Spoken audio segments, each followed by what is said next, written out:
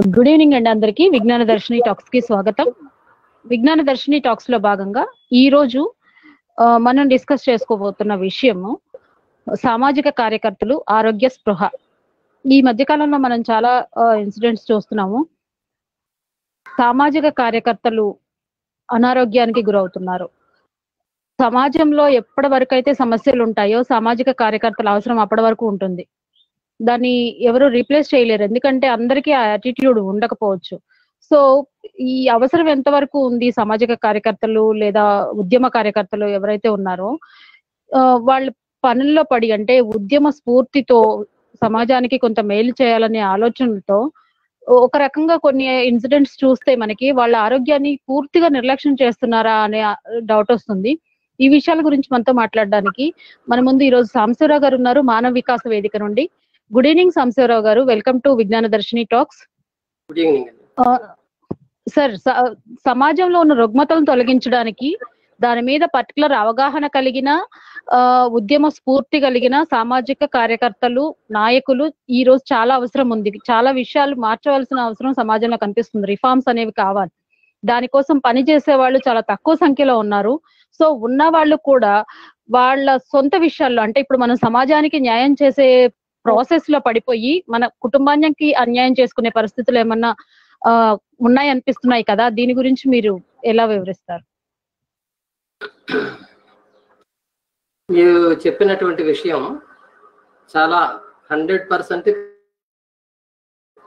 ఈ ఉద్యమ కార్యకర్తలైన వాళ్ళు ఉద్యమాన్ని బాగా ముందుకు తీసుకెళ్ళాలి అనేటువంటి తపనలో పడిపోయి తమ ఆరోగ్యాన్ని, తమ ఆహారాన్ని, తమ కుటుంబాలని, తమ అన్నిటినీ మర్చిపోవటం అనేటువంటిది, విస్మరించడం అనేటువంటిది జరుగుతూ ఉంది. మనం చూస్తూ ఉన్నాం. ఇది అందరిలో ఉందనలేం, కానీ నిబద్ధులై పనిచేసేటువంటి కార్యకర్తల్లో ఇది చాలా స్పష్టంగా కనిపిస్తూ ఉంటుంది మనకి. కార్యకర్తలందరూ అట్లా ఉన్నారనలేము, కానీ కొంతమందిలో ఉంది. వీళ్ళు అంత నిబద్ధతగా మారటానికి వాళ్ళల్లో ఉన్నటువంటి ఉద్యమం పట్ల ఉన్నటువంటి ఒక దృఢమైనటువంటి సంకల్పం కారణం.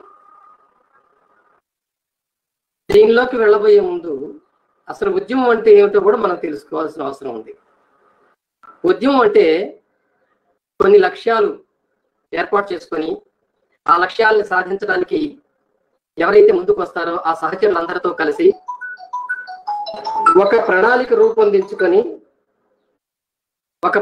రూపొందించుకొని ఆ ఉద్యమ కార్యాలకి అవసరమైనటువంటి సాధన సంపత్తి లేదా డబ్బు మొదలైనటువంటి సౌకర్యాలను ఏర్పాటు చేసుకొని చేసేదే ఉద్యమం.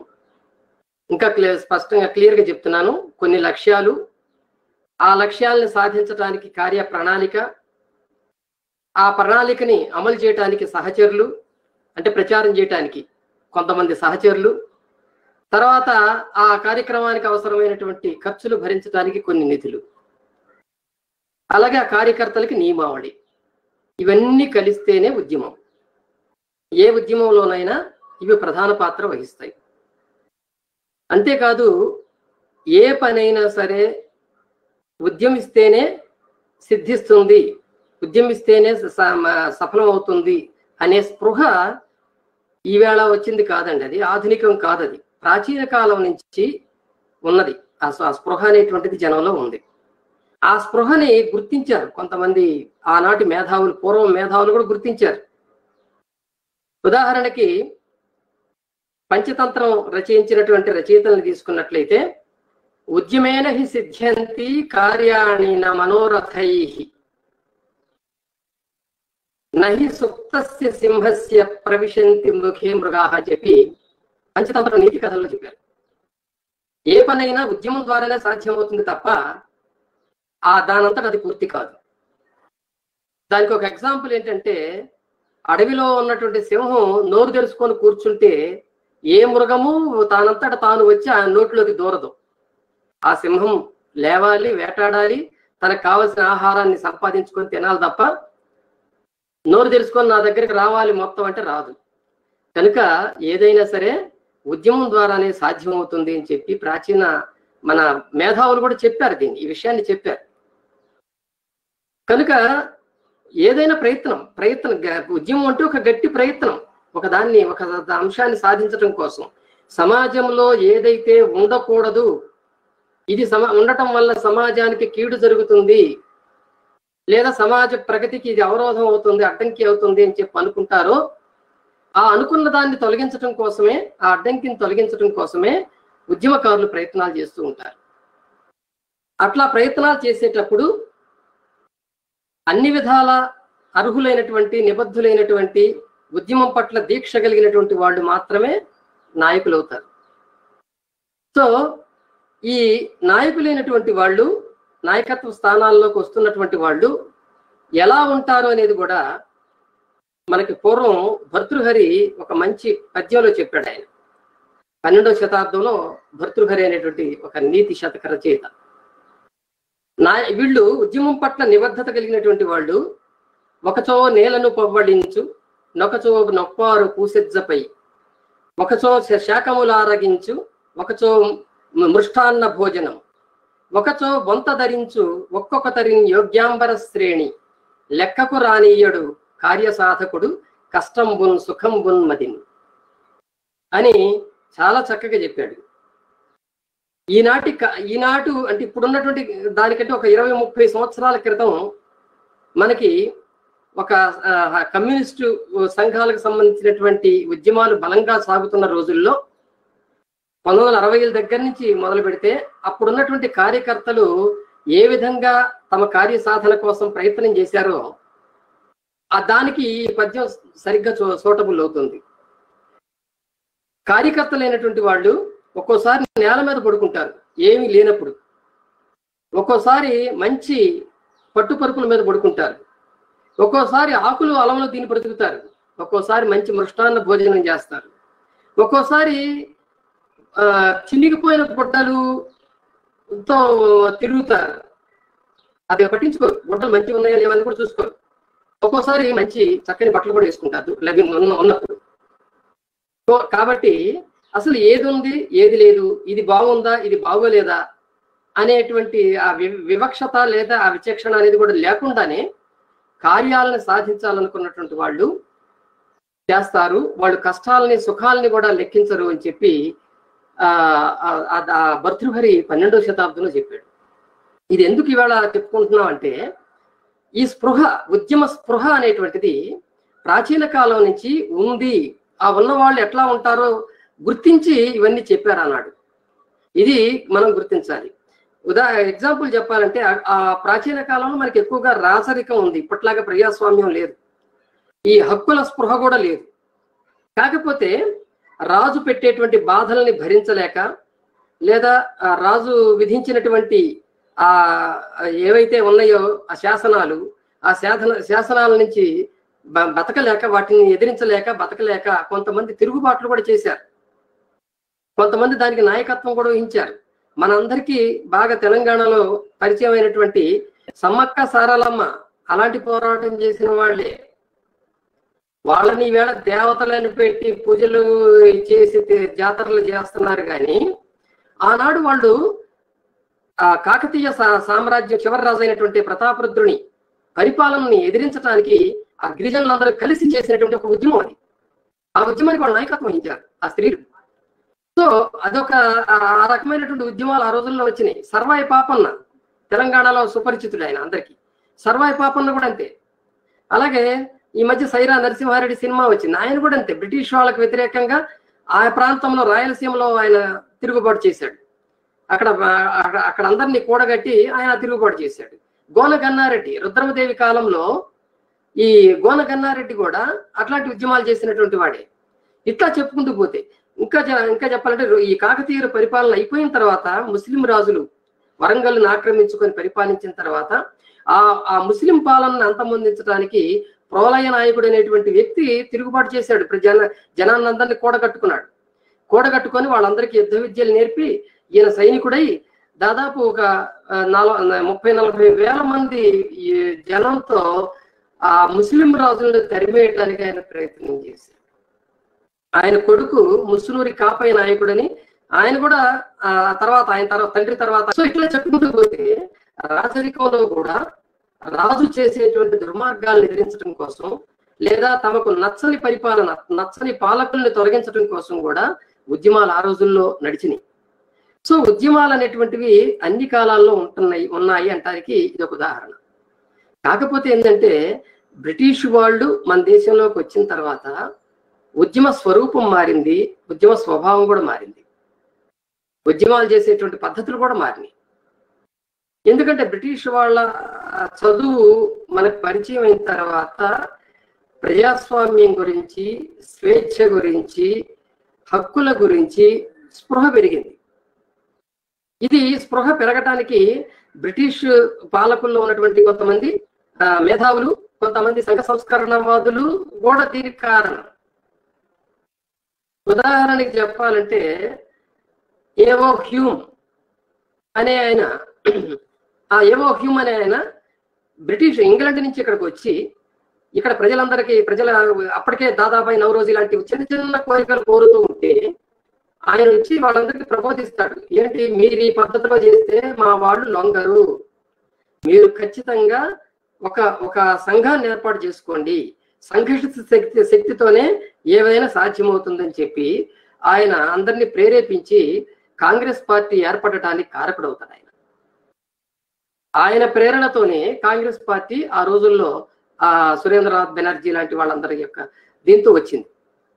సో అట్లా ఒకదాన్ని సాధించడం కోసం ఒక పోరాటం చేయాలి, ఒక సంఘటిత శక్తి అవసరం, ఒక ఉద్యమం అవసరం అనేటువంటి స్పృహని బ్రిటిష్ వాళ్ళు కలిగించారు. అంతకుముందే అక్కడ అవి జరుగుతున్నాయి కాబట్టి వాళ్ళ దేశాల్లో, అటు ఐర్లాండ్ లో కానీ, స్కాట్లాండ్ లో కానీ, ఇంగ్లాండ్ లో కానీ, యూరోప్ లో కొన్ని దేశాల్లో కానీ అవి జరుగుతున్నాయి అప్పటికే. అందువల్ల అది తీసుకొచ్చారు. ఇంకోటి చార్లెస్ బ్రాడ్లా గురించి చెప్పుకోవాలి ఇక్కడ. చార్లెస్ బ్రాడ్లా ఇంగ్లాండ్ లో ఉన్నటువంటి ఒక గొప్ప పార్లమెంటేరియన్. ఆయన నిజానికి ఆయనకు ఒక బిరుదు కూడా ఉందండి. ఆయన ఇండియన్ ఎంపీ అంటారు ఆయన. అక్కడ ఇండియన్ ఎంపీ అంటే ఇండియా నుంచి ఏవైనా కేసులు, అంటే బ్రిటిష్ వాళ్ళకి వ్యతిరేకంగా కేసులు వస్తే అక్కడ సుప్రీంకోర్టులో ఆయన వాదించేవాడు, ఇంగ్లాండ్ లో ఉన్న సుప్రీంకోర్టులో. అంతేకాదు ఈ సమస్యల్ని తీసుకెళ్లి పార్లమెంట్ లో ప్రస్తావించేవాడు. అందుకని ఇండియన్ పార్లమెంట్ మెంబర్ అని చెప్పి ఆయన్ని ఆ రోజుల్లో పిలుచుకునేవాడు. చార్లెస్ బ్రాడ్లా ఆయన గొప్ప ఎథీస్ట్, నాస్తికుడు. దేవుడి మీద ప్రమాణం చేయను అన్నందుకు ఆయన ఎంపీ పదవి నుంచి తొలగిస్తే, మెంబర్ ఆఫ్ పార్లమెంట్ నుంచి తొలగిస్తే 3 సార్లు ఎంపిక అవుతాడు. 3 సార్లు నేను ప్రమాణం చేయనంటాడు. ఆయన కృషి ఫలితంగానే ఓత్స్ యాక్ట్ అనేటువంటిది ఒకటి వచ్చింది ఇంగ్లాండ్ లో. అంటే ప్రమాణం చేయడానికి దేవుడి మీదే చేయాల్సిన అవసరం లేదు అనే ఒక చట్టం అక్కడ ఇంగ్లాండ్ లో వచ్చింది. ఆ తర్వాత ఇండియాకు కూడా దాన్ని ఇంప్లిమెంట్ చేశారు. అది ఎందుకు చెప్తున్నానంటే ఉద్యమం, ఆయన ఆ ఉద్యమాన్ని కొనసాగించాడు. ఒక ఏదైతే ఇది ఉండకూడదు, ఇలాంటి పరిస్థితి ఉండకూడదని సమాజంలో భావిస్తామో దాన్ని తొలగించడం కోసం నిబద్ధతగా పనిచేయడం అనేటువంటిది కూడా బ్రిటిష్ వాళ్ళ నుంచి ఆధునిక భారతీయులు నేర్చుకున్నారు. ఇక కమ్యూనిస్టు ఉద్యమాలు వచ్చిన తర్వాత 1925 తరాల్లో కమ్యూనిస్ట్ పార్టీ ఇండియాలోకి వచ్చింది, ఏర్పడింది. ఈ వచ్చిన తర్వాత అది ఇంకా ఎక్కువగా ఉద్యమాల బాటని పట్టించింది జనాన్ని. అప్పటి వరకు కూడా ఏదైనా పోరాటం చేయడం అని అంటే, ఇప్పుడు ఒక ఊళ్ళో ఈ స్వతంత్రం కోసం పోరాటం చేయాలి అనేటువంటిది ఉన్నప్పుడు ఆ ఊళ్ళో ఉన్నటువంటి ధనవంతుడో లేకపోతే ఒక పెద్ద కులస్తుడో ఎవరన్నా పిలిపిస్తే గానీ జనం గదిలేవాళ్ళు కాదు. కమ్యూనిస్ట్ పార్టీ వచ్చిన తర్వాత పేదలు, కార్మికులు అందరూ కూడా, కర్షకులు, తర్వాత అన్ని కులాల వాళ్ళు కూడా వాళ్ళ యొక్క ఆశయాల సాధన కోసం ఉద్యమాలు చేశారు. అన్ని మర్చిపోయి ఉద్యమాలు చేశారు. కనుక ఆ ఉద్యమాల ప్రభావం సమాజం మీద చాలా కాలం వరకు పోల, ఇప్పటికి కూడా కొంత ఉంది. అయితే ఆ తర్వాత ఉద్యమ ప్రభావం అంటే తీవ్రంగా కష్టపడి పనిచేయాలి, మనం ఏవైతే ఉన్నత ఆశయాలు సాధించాలనుకుంటున్నామో ఆ సాధించడం కోసం కష్టపడి పనిచేయాలి. సో మనం మన వ్యక్తి కంటే సంఘ శ్రేయస్సు ముఖ్యము. మనదేముంది, మనకంటే వ్యవస్థ మొత్తం మారితే మంచిది కదా, మనం మారటం కాదు, వ్యవస్థ మారాలి. దానికోసం మనం కొంతమంది పోయినా పర్వాలేదు, ఈ వ్యవస్థ కోసం ప్రాణాలు బలిపెట్టినా పర్వాలేదు అని చెప్పి ఆ రకమైనటువంటి ఒక త్యాగపూరితమైనటువంటి నినాదాలని ఇవ్వటం ద్వారా చాలా మంది యువతరం అలాగే పెద్దవాళ్ళు కూడా దాని పట్ల ఆకర్షితులయ్యారు. వీరోచితమైనటువంటి కార్యక్రమాలు పోరాటాలు ఎన్నో చేపట్టారు. ఆ ప్రభావం కొన్ని దశాబ్దాల పాటు సమాజాన్ని పట్టి ఉంచిందనమాట. అయితే ఇది కొంత అంటే వ్యక్తి ముఖ్యం కాదు వ్యవస్థ ముఖ్యము అనేటువంటి భావన కొంత ప్రమాదానికి కూడా దారితీసింది. వ్యక్తులు లేకుండా వ్యవస్థ లేదు, వ్యక్తులు చనిపోవటం ద్వారా వ్యవస్థ బాగుపడుతుంది అనేటువంటి ఆలోచన ఇప్పటిది కాదు, పాతకాలం ఉంది. అది ఎప్పుడు రాచరిక వ్యవస్థలో ఊరి కోసం ఒకడిని బలిచ్చినా తప్పు లేదు అనేటువంటి విషయాల్లో అది ఉంది. మన ఇండియాలో కూడా రాయలసీమలో కట్టమంచి రామలింగారెడ్డి గారు ముసలమ్మ మరణం అనే ఒక పుస్తకం రాశాడు.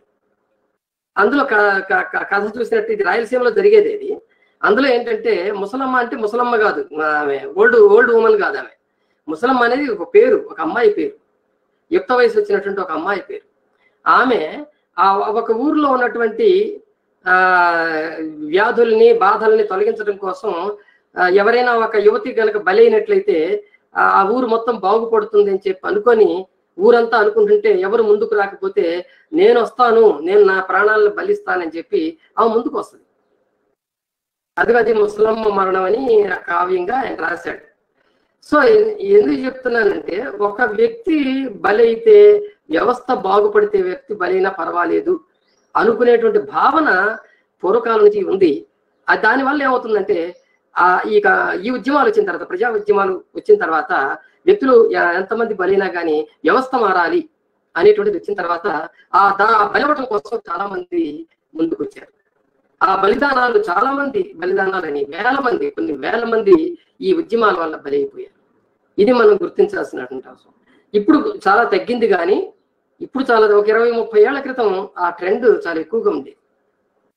ఇప్పుడు ఎందుకు తగ్గింది ఈ ట్రెండ్ అన్నట్లయితే దీనికి ప్రధాన కారణం మనకి గ్లోబలైజేషన్ చెప్పుకోవచ్చు. 1990 తర్వాత మన ఆర్థిక రంగంలో వచ్చినటువంటి మార్పులు, సాంకేతిక రంగంలో వచ్చినటువంటి అభివృద్ధి, వీటన్నిటి కారణంగా మొత్తం యువతరం మొత్తం కూడా ఈ సోషల్ హ్యుమానిటీస్ అంటే సాంఘిక శాస్త్రాలు వదిలేసి కేవలం ఇంజనీరింగ్, మెడిసిన్ వీటిని పట్టుకొని ఇటువైపు రావటం వల్ల ఆ రిక్రూట్మెంట్ లేక ఉద్యమాలు సరిగా విద్యార్థి ఉద్యమాలు బలపడక రిక్రూట్మెంట్ లేక ఆ ఉద్యమాలన్నీ కూడా తగ్గిపోయినాయి. సో ఈ వాస్తవం కూడా మనం గుర్తించాల్సిన అవసరం ఉంది. అందువలన ఈ మొన్న చూడండి, మొన్న మరికి తెలంగాణ ఉద్యమం వచ్చింది. తెలంగాణ ఉద్యమంలో చాలా మంది నిబద్ధతతో చాలా పాల్గొన్నారు. కానీ ఏ ఒక్కరు కూడా ప్రాణత్యాగం చేయొద్దు, మనం శాంతియుతంగానే పోరాడదాం, గట్టిగా పోరాడదాం, నిబద్ధతగా పోరాడదాం, మనకు వస్తుంది, మన తెలంగాణ మనకు వస్తుంది అని చెప్పి నాయకుల దగ్గర నుంచి కార్యకర్తల వారికి అందరూ కూడా నిలబడి సాధించారు. ఇది కొత్త ట్రెండ్. ఈ 1960 తర్వాత వచ్చినటువంటి కొత్త ట్రెండ్ ఏంటంటే ఏదైనా సరే ప్రజాస్వామిక పద్ధతిలోనే మన ఉద్యమాలు చేయాలి. బలిదానాలు అనేటువంటిది దానివల్ల ప్రయోజనం తక్కువ ఉంది, ఈ కాలానికి అవి పనికిరావు, కాబట్టి బలిదానాలు ముఖ్యం కాదు అని అనుకొని చాలా మంది ఆ ట్రెండ్ వచ్చింది. కాబట్టి అవి కూడా సక్సెస్ అవుతున్నాయి. కాబట్టి ప్రపంచంలో తెలంగాణ మూవ్మెంట్ లో కూడా దాన్ని అనుసరించారు. అంతేకాదు, మీరు యూరోప్ లో ఏ ఉద్యమాలు తీసుకున్నా, లేదా ఈజిప్ట్ లాంటి ఉద్యమ ప్రాంతాల్లో, ఇండోనేషియా లాంటి చోట్ల, తర్వాత ఫిలిప్పైన్స్ లాంటి చోట కూడా ఇటువంటి ఉద్యమాలు లేచినాయి. అందరూ కూడా ప్రజాస్వామిక పద్ధతిని అవలంబించి సక్సెస్ అయ్యారు. అంతేకాదు, సాంకేతిక అభివృద్ధి రావడం వల్ల సోషల్ మీడియాను కూడా బాగా ఉపయోగించి అక్కడ ఉద్యమాలు సక్సెస్ అయ్యేటువంటి ఉద్యమాలు మనకి చాలా కనపడుతున్నాయి. అందువల్ల ఈ ట్రెండ్ ఇప్పుడు మారిపోయింది. కాబట్టి ఇప్పుడున్నటువంటి కార్యకర్తల్లో వ్యక్తి బలవటం కాదు ముఖ్యం, వ్యవస్థ మారటం ముఖ్యం. వ్యవస్థ మారాలి. వ్యవస్థ మారాలంటే వ్యక్తులు బలి కావాల్సిన అవసరం లేదు. కనుక అందరం కలిసికట్టుగా నిలబడి ప్రజాస్వామిక పద్ధతుల్లో దాన్ని సాధించాలి అనేటువంటి స్పృహ ఇప్పుడు పెరిగింది. అందువలన ఆ రకమైన ఆధునికమైనటువంటి స్పృహ వచ్చింది. రావటం వల్ల ఏమైందంటే, ఒక్క నిమిషం,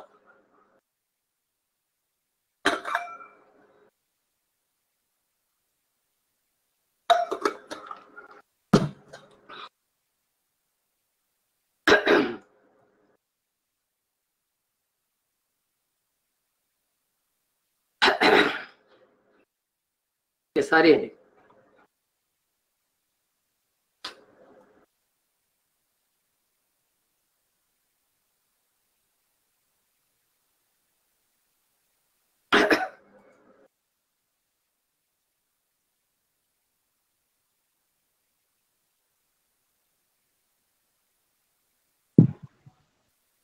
yes sir, video audio clear ఉంది sir, you can start. Clear ఉందా?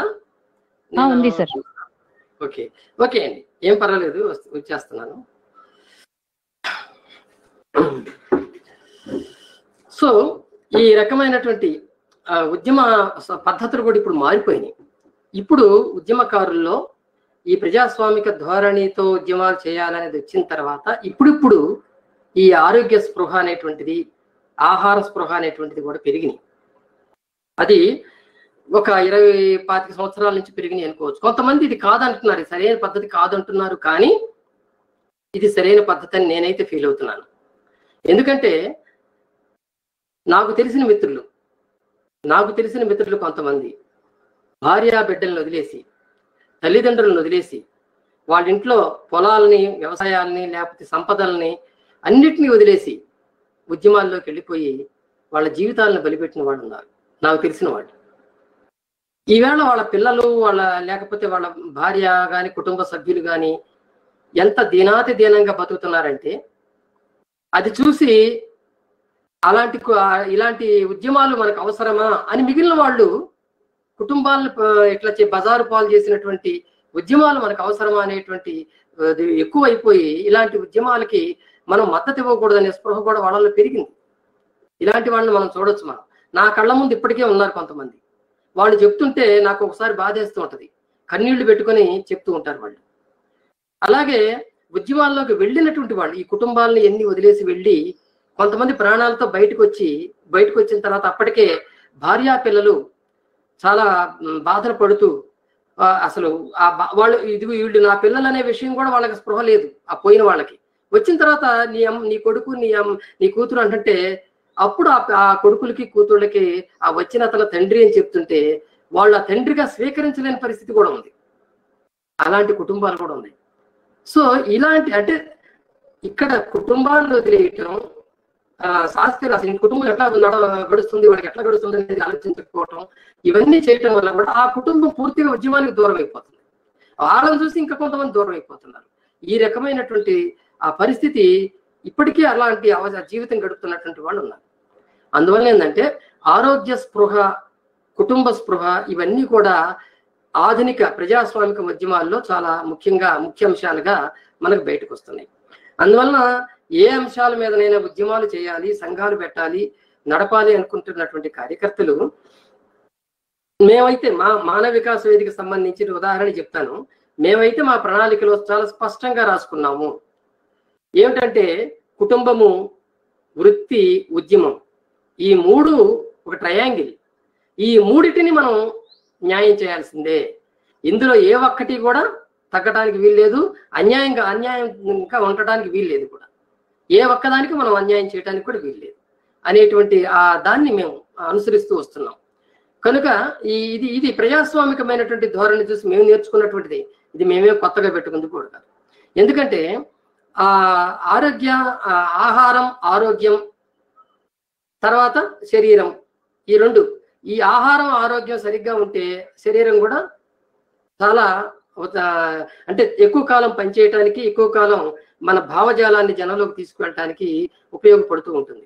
అందుకే ఆరోగ్యమే మహాభాగ్యం అని పూర్వీకులు అన్నారంటే దానిలో ఎంతో మంచి విలువైనటువంటి అంశం, అది విలువైన కొటేషన్. అది అందాకెందుకు కాళిదాసు, మనందరం సంస్కృతం తెలియకపోయినా కానీ కాళిదాసుని ఒక మహాకవిగా భావిస్తూ ఉంటాం.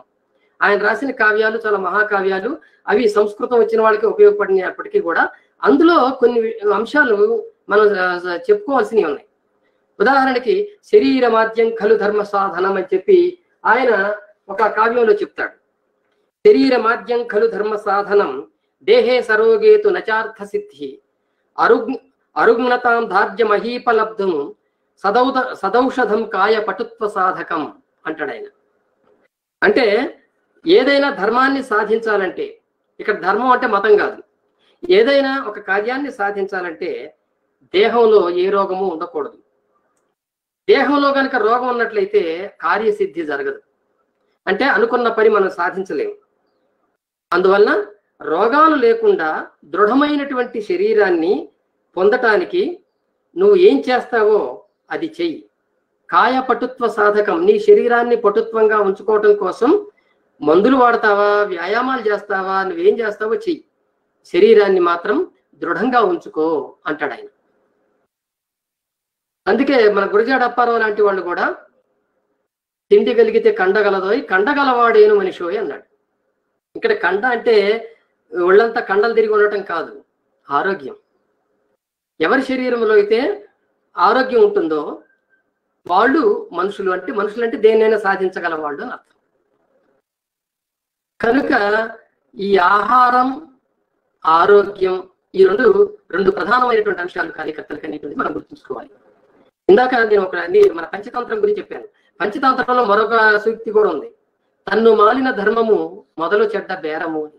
ఇది చాలా మంది వాడుతూ ఉంటారు కూడా.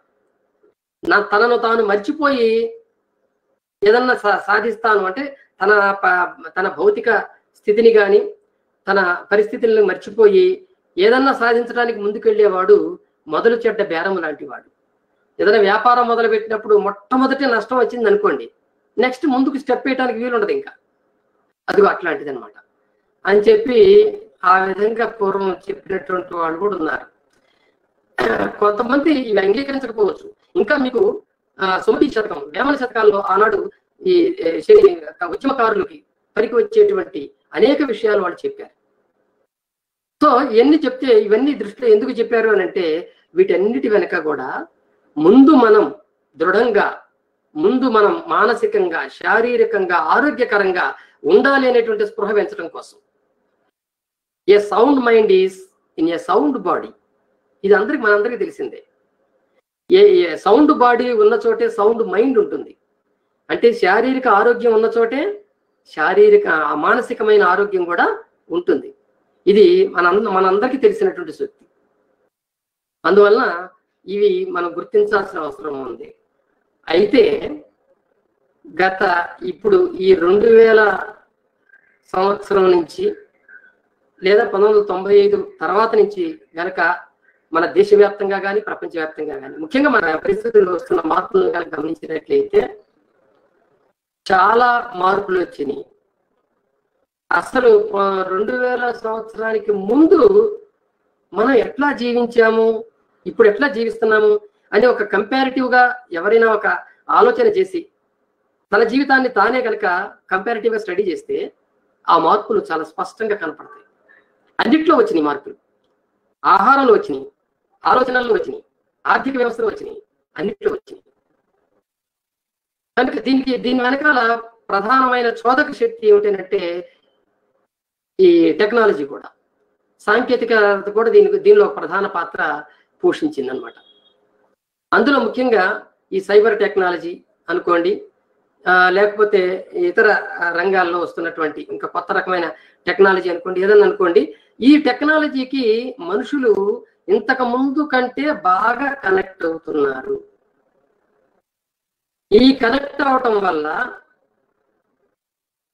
వాళ్ళకి హ్యుమానిటీస్ తో ఉన్న సంబంధం కట్ అవటం వల్ల శాస్త్రాలు, చరిత్ర, భూగోళం, వ్యవసాయం, లేకపోతే ఇంకొక ఆర్థిక రంగం, తర్వాత పౌరశాస్త్రం, న్యాయశాస్త్రం, ఇట్లాంటి ఇతర శాస్త్రాలు, అంటే మనిషి జీవితానికి అవసరమైనటువంటి, జీవితాన్ని మెరుగుదిద్దేటువంటి శాస్త్రాలు ఏవైతే ఉన్నాయో వాటితో సంబంధం తగ్గిపోయి కేవలం సాంకేతిక విజ్ఞానం వైపు మనం ప్రయాణం చేయటం, అటువైపు మొగ్గటం వల్ల వస్తున్నటువంటి నష్టాలని మనిషి ఇవాళ గుర్తించలేని పరిస్థితి వస్తుంది. అది ఉద్యమకారులు కూడా, ఇక్కడ ఉద్యమకారులు కూడా నేను అందులో ఇంక్లూడ్ చేస్తున్నాను. ఉద్యమకారులు కూడా ఈవేళ టెక్నాలజీని ఉపయోగించుకోవాలి. అట్లా ఉపయోగించగలవాడే ముందుకెళ్తున్నాడు. ఆ విషయాన్ని మనకంటే మన శత్రువులు బాగా గ్రహించారు. శత్రువులు అంటే భావజాల శత్రువులు అని నా ఉద్దేశం. మన భావాలకు వ్యతిరేకంగా ఉండేటువంటి శత్రువులు వాళ్ళు గ్రహించారు. వాళ్ళు అసలు మా దేవుడే అన్ని ఇస్తాడు అనుకున్నటువంటి అని ఇస్తాడని నమ్మేటువంటి వాళ్ళు ఈ మనుషులన్నిటికీ వీళ్ళు చేసినటువంటి వాటికి విలువ లేదు, ఈ టెక్నాలజీ అనే దానికి విలువ లేదని చెప్పేటువంటి వాళ్ళు ఇవాళ వాళ్ళు ఉపయోగించుకుంటున్నారు ఆ టెక్నాలజీ బాగా. మనమే ఇంకా వెనకబడి ఉన్నాం ఆ రకంగా చూస్తే. అయితే ఈ స్పృహ ఈ టెక్నాలజీ వైపు మొగ్గు చూపటం వల్ల దాన్ని ఉపయోగించుకొని వాళ్ళు వాళ్ళ భావజాల ప్రచారాన్ని చాలా ఎక్కువగా చేసుకుంటున్నారు. అందువల్ల ఏంటంటే ఈ సాంకేతిక పరిజ్ఞానాన్ని అందుకోవడం తప్పు కాదు, దీటుగా దాన్ని ఉపయోగించుకోవడం కూడా చాలా అవసరం. దాంతో పాటు హ్యుమానిటీస్ ఏవైతే ఉన్నాయో వాటి స్పృహ కూడా మనలో ఉండాలి. ఆ హ్యుమానిటీస్ స్పృహ అనేది మనకి తగ్గిపోయింది. ఆ తగ్గిపోవటం వల్ల ఇవాళ దేన్ని అంటే ఉండాల్సినటువంటి స్పృహ ఏదైతే లేదో అది లేకపోవటం వల్ల ఉద్యమాల్లో నిబద్ధత తగ్గిపోతుంది. అట్లా నిబద్ధులై పనిచేసే వాళ్ళు తగ్గిపోతున్నారు. ఏదో కొంతమంది కొన్ని అట్రాక్షన్స్ కి లోనై, ఇదిగో ఫలానా వాడు ఫలానా ఉద్యమకారుడు ఈ విధంగా చేస్తున్నాడు కదా, అతను మ్యాజిక్స్ బాగా చేస్తున్నాడు, ఇతను ఉపన్యాసం బాగా చెప్తున్నాడు, అతను మరొకటి బాగా చేస్తున్నాడు, అట్లా అట్రాక్ట్ అయ్యి వాళ్ళ దగ్గరికి వచ్చేటువంటి వాళ్ళు కూడా నిబద్ధతగా ఉండలేని పరిస్థితి వస్తుంది. ఈ పరిస్థితి ఎటు దారి తీస్తూ ఉంది ఒకసారి గమనించితే, వాళ్ళు జస్ట్ అట్లా వస్తున్నారు. పూర్వకాలపు నిబద్ధతతో పోల్చుకున్నప్పుడు ఈ నిబద్ధత అసలు నథింగ్. కనుక వీళ్ళు వెనక్కి అతి తొందరగానే ఏదన్నా కష్టం వస్తే, ఏదైనా ఇబ్బంది వస్తే వెంటనే వెళ్ళిపోతున్నారు వెనక్కి. అందువల్ల ఉద్యమాలు అనేవి ఇవాళ పూర్వకాలంలో లాగా ఒక నిబద్ధత కలిగినటువంటి కార్యకర్తలతో ఉన్న ఉద్యమాలుగా లేవు. అట్లా ఆనాటి నిబద్ధతని ఉంచుకొని ఇప్పటికీ కూడా కృషి చేస్తున్నటువంటి వాళ్ళు వాళ్ళ ఆరోగ్యాన్ని లెక్క చేయకుండా, వాళ్ళ ఏం తింటున్నారో ఎలా ఉంటున్నారో కూడా పట్టించుకోకుండా ఇంకా అలా పనిచేస్తూనే ఉన్నారు. అదిగో అలా పనిచేస్తున్నటువంటి వాళ్ళు తొందరగా అనారోగ్యాలకు గురవుతున్నారు. ఇది మనం గుర్తించవచ్చు అనమాట. కనుక ఇప్పుడంటే కరోనా వచ్చింది, కరోనాను పక్కన పెడదాం. ఇది కాకుండా ఇతర విషయాల్లో తీసుకున్నప్పటికీ కూడా మీరు ఒకసారి ఒక 30 ఏళ్ల క్రితం ఉన్నటువంటి 35 ఏళ్ల క్రితం ఉన్నటువంటి ఉద్యమకారులు, బాగా పనిచేసినటువంటి ఉద్యమకారులు ఈవేళ ఏ రకంగా ఉన్నారనేది ఒక్కసారి పరిశీలించుకుంటే ఎంత అనారోగ్యంగా ఉన్నారో, ఏ బాధలు పడుతున్నారో మనకి తెలుస్తూ ఉంటుంది. ఇది తప్ప, వాళ్ళు చేసిన తప్పు అంటలేదు నేను. కాకపోతే వాళ్ళు నిర్లక్ష్యం, ఆహారం పట్ల, ఆరోగ్యం పట్ల ఇవి ముఖ్యం కాదు, మన ఆశయాలు ముఖ్యం, వాటిని సాధించడం ముఖ్యం అని అనుకున్నారు కాబట్టి, వీటిని నిర్లక్ష్యం చేశారు కాబట్టి ఈవేళ అవన్నీ ముసురుకున్నాయి. ఆ ముసురుకొని ఈవేళ వేధిస్తూ ఉంటాయి. అట్లాంటి వాళ్ళని చాలా మందిని మనం చూడొచ్చు ఇప్పుడు. కనుక మనం గుర్తుంచుకోవాల్సింది ఏంటంటే, ఉద్యమకారులకి ఉద్యమంలో ఎక్కువ కాలం పనిచేయటానికి, ఇంకా గట్టిగా పనిచేయటానికి ఆహారము, ఆరోగ్యము, వ్యాయామం లాంటి స్పృహలు కూడా అవసరము. ఈ స్పృహలు కూడా పెరగాల్సిన అవసరం ఉంది ఇప్పుడు మనలో. ఆహారం విషయంలోకి వస్తే, ఆహారము ఈవేళ మన చుట్టూ కూడా మనం ఏం తింటున్నాము అనేటువంటిది ఎలా తింటున్నాం, ఏం తింటున్నాం అనేటువంటిది అసలు ఒక పద్ధతి లేదు. ఏది మంచి ఆహారం, ఏది చెడ్డ ఆహారం అనేది కూడా తెలియకుండా ఏది కనపడితే అది తినడానికి ముందుకెళ్తున్నాం. ఇప్పుడు చాలా రకాలైనటువంటి ఈ ఆహార సరఫరా వ్యవస్థలు వచ్చినాయి. మీ ఇంటికే తెచ్చిస్తాం, లేకుంటే మీరు కోరింది తెచ్చిస్తాం, లేకుంటే ఇదిగో మీరు ఇంతకుముందు చికెన్ ఎక్కడ తిన్నారు, దానికన్నా డిఫరెంట్గా మేము తయారు చేసిస్తాం అని చెప్పి టీవీల్లో ఆహారం కోసం కొన్ని ఛానళ్ళు, ఆహారాల తయారీ కోసం కొన్ని కొత్త పద్ధతులు, ఇవన్నీ వచ్చినాయి. అట్లాగే సరఫరాలో కూడా వచ్చింది. ఇదంతా బిజినెస్, ఇదంతా విదేశీయుల నుంచి వచ్చినటువంటి ఒక బిజినెస్ ట్రెండ్ ఇది. దాని వల్ల పడిపోయి ఏది తినొచ్చు, ఏది తినకూడదు, మన శరీరానికి, ఇక్కడ మన తెలుగునాట మనం బ్రతుకుతున్న వాతావరణంలో మన శరీరానికి, మన ఉష్ణోగ్రతలకి ఏది అవసరం, ఏది కాదు అనే స్పృహ లేకుండా మొత్తం పట్టించేస్తుంటే, ఒంటికి పట్టించే కడుపులో పంపిస్తూ ఉంటే దాని రియాక్షన్ తప్పనిసరిగా ఉండదా? దానివల్ల అది ఆరోగ్యాన్ని దెబ్బతీయదా? ఆ స్పృహ కూడా మనకు లేకుండా పోతుంది. మీకు 2006 తర్వాత కూల్ డ్రింక్స్ మీద పెద్ద ఫైట్ చేసాం మనం అక్కడ. మీ అందరికి గుర్తుందో లేదో, జన విజ్ఞాన వేదిక నాయకత్వంలో కూల్ డ్రింక్స్ కి వ్యతిరేకంగా అప్పుడు మేము మానవ వికాస వేదిక కూడా జాయిన్ అయింది దాంట్లో, ఆ ఉద్యమంలో. ఆ వ్యతిరేకంగా చాలా ఫైట్ చేశాం. దాని ప్రభావం, ఆ ఫైట్ చేసినటువంటి దేశం అంతటా కూడా జరిగింది. దాంతోపాటు ఇక్కడ కూడా జరిగింది, మన తెలుగు రాష్ట్రాల్లో కూడా జరిగింది. దాని ప్రభావం చాలా కాలం ఉంది.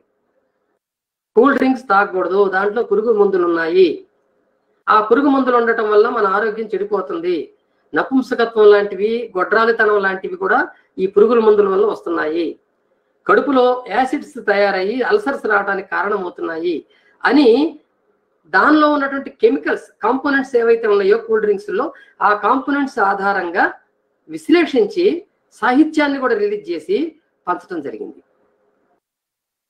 ఆ టైంలో మేము మా పత్రికలో, స్వేచ్ఛాలోచన పత్రికలో ఒక ఆర్టికల్ రాస్తే ఏంటంటే మన ఆర్థిక ఆరోగ్య వ్యవస్థలపై కూల్ డ్రింక్స్ దండయాత్ర అని చెప్పి ఒక ఆర్టికల్ రాశాం.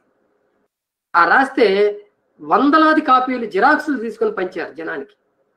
జన విజ్ఞాన వేదిక వాళ్ళు కూడా నాకు మాల్యాద్రి గారు స్వయంగా, నెల్లూరులో మాల్యాద్రి గారు స్వయంగా నాకు ఫోన్ చేసి చెప్పారు, 200 కాపీలు నేను జిరాక్స్ తీసి పంచాను సార్ ఇదని. సో ఎందుకు చెప్తున్నానంటే ఇది ఆ రకమైనటువంటి ఒక ఫైట్ చేశాం ఆహారం మీద. అటువంటి ఆహారం మనకు పనికి రాదు, ఈ కూల్ డ్రింక్స్ వల్ల ఆరోగ్యం పూర్తిగా చెడిపోతుంది అనేటువంటిది మొత్తం డేటా మొత్తం ఇచ్చాం.